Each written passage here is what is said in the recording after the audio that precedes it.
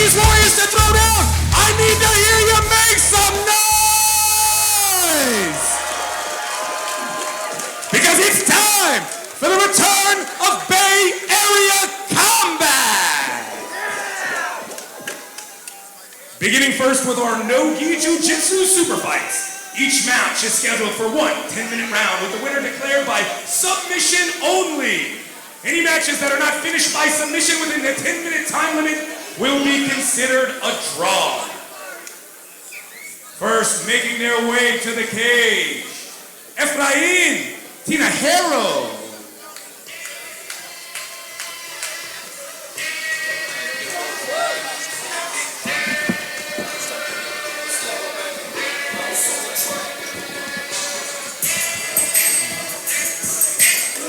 Efrain Tinajero making his way to the cage, and man, what a variety show we have planned for you tonight. Some musical talent, submission grappling, and of course, MMA bouts. With our main event, Raul Quintero versus Andrew Tosti, gonna be fireworks, Zach. You gotta be looking forward to that one. Yeah, I'm honestly excited for this whole card right now. Just Bay Area does a phenomenal job down in this area. California matchups are phenomenal. And I'm particularly looking forward to the girl fight tonight with Carly Lombardo. And she's going to be fighting Naji Ramirez. The lone women's bout on the card. These two actually fought before in a kickboxing match, so it's very interesting. Right, they talked about it earlier today at weigh-ins, and I just really can't wait to see this rematch. They talked quite a bit earlier to me about each other, and I can't wait for this entire card up and down. The main event is going to be phenomenal. Introducing our very first jiu-jitsu super match. This will take place in the blue belt division. Introducing first, fighting out of the center blue corner. This man stands 5 feet 7 inches tall, representing Qatar MMA out of Salinas, California. Make some noise for Efrain Tinajero. And just to hype these Jits matches up more, last time every Jits match was finished by submission. Representing the De La Vega red corner, this man represents Dragon House MMA out of San Francisco, California. Let me hear you make some noise for Zach Tucker! So these matches, 1 10-minute round, submission only. If there's no submission at the end of the 10 minutes, it is a draw. So no downside to going for things. Exactly. And, last event, the Jits matches were just so exciting. A lot of taps. Yeah, every single one of them was a submission. If you were a blind man, you would have thought Sammy Davis Jr. was tap dancing up there. And right away, nice double leg by Efrain. Yep.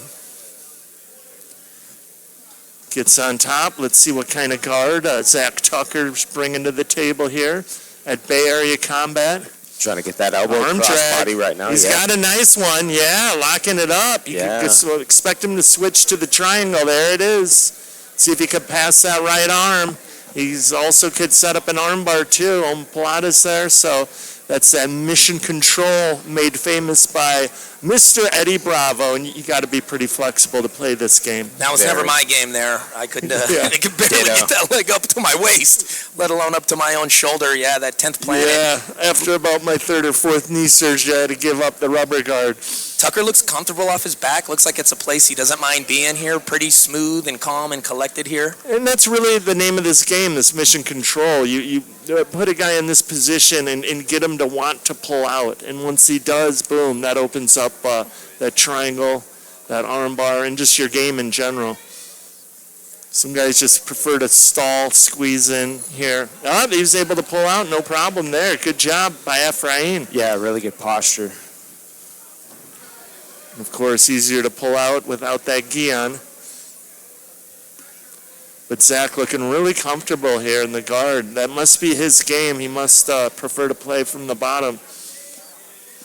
he's doing a good job keeping both shoulder blades off the ground from bottom position in guard. So it does look like he's pretty comfortable.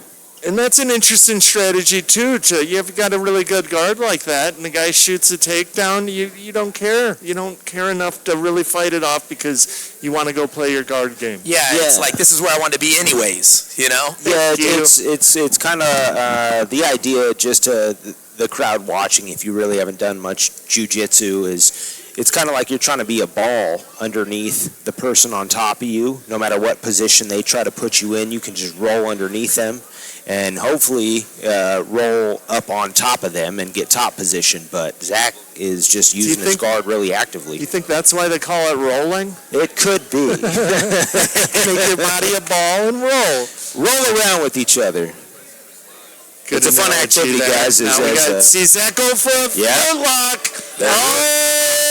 He's arching pretty good there. Looks like he knows he's got something. Yeah, Efrain looks like he's in an uncomfortable position. And now he's going for the heel hook. Yep. See if Zach will. In this position, I like to belly down and then arch back upward. Keep that weight on the leg, but Zach really looks like he knows what he's doing with these leg locks. Efrain wasn't really tripping, though. You saw he never really had a panic in his face. Yeah, he just kind of slowly worked his way out of there and kicked the butt down and was able to slide his foot out just enough, and now they're kind of in that weird 50-50 position now. Yeah. Efrain definitely still wants to get out of this. Nice.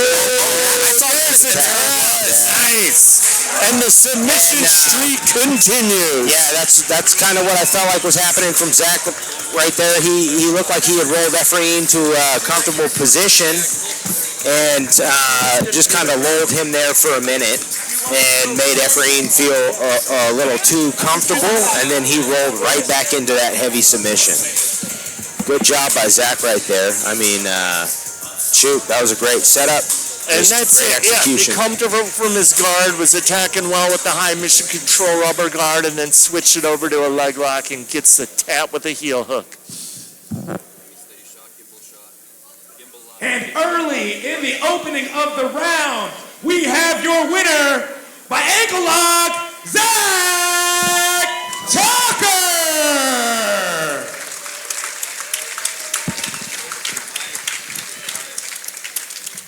Zach, man, that was a nice, quick work there you made of your opponent.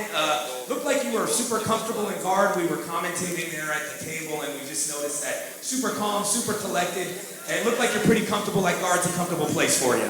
Yeah, I love guard. I love being on my back. I just love jiu-jitsu. Every day I come to the gym, and I just try to learn at least one more thing. Thank you to my coach, Johnny Lowe. He taught me everything, brought me ground up. Ever since I was 14. Nice, great work. Hey, let's take a look at that handiwork here. If you can look at the screen right here, we'll see a replay. Tell me how you were setting that up. So I moved to a position that we drill all the time. I had the ankle lock. I felt the pop.